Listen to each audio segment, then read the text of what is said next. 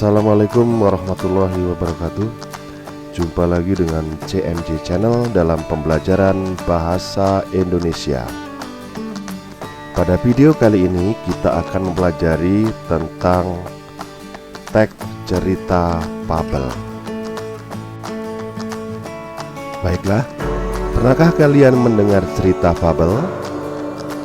Seperti kelinci dan kura-kura, atau kancil dan buaya. Nah, ada lagi cerita kelinci dan siput adu pintar. Kemudian ada lagi semut dan belalang.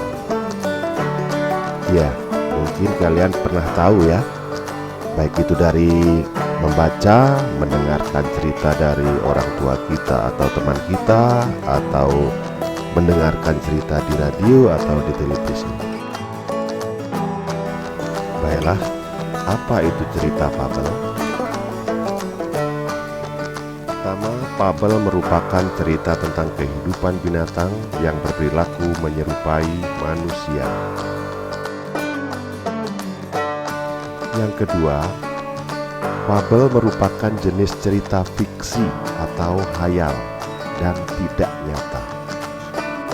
Dan yang ketiga adalah fabel disebut juga cerita moral karena berisi pesan yang berkaitan dengan moral yang bisa dijadikan contoh dalam kehidupan sehari-hari. Sampai di sini mudah-mudahan bisa dipahami ya. Baiklah, selanjutnya kita akan mengenal unsur kesastraan dalam cerita fabel. Unsur kesastraan dalam cerita fabel yang pertama adalah tokoh cerita atau pelaku. Yang kedua, watak atau sifat atau karakter tokoh atau pelaku. Yang ketiga, ada pesan moral atau hikmah atau pelajaran yang dapat diambil dari cerita fabel. Yang keempat, tempat terjadinya cerita.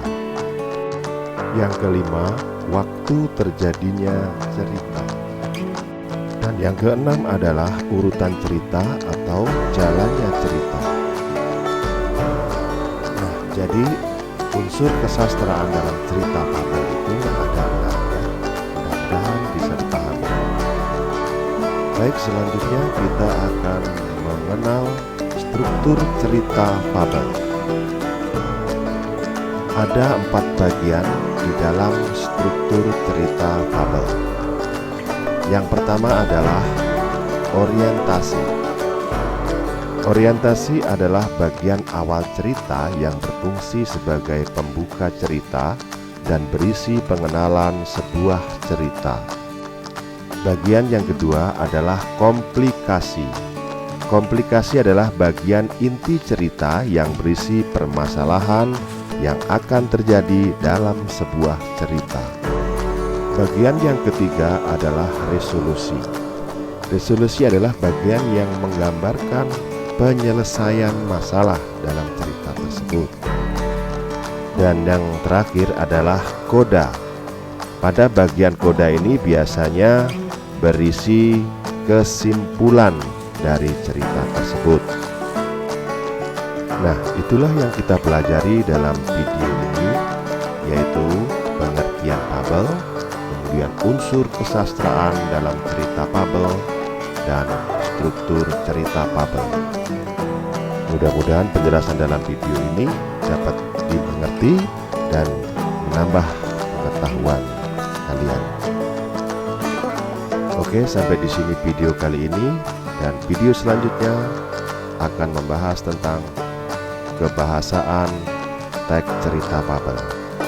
Namun sebelumnya silahkan subscribe dulu yang belum subscribe untuk mendapatkan video-video selanjutnya.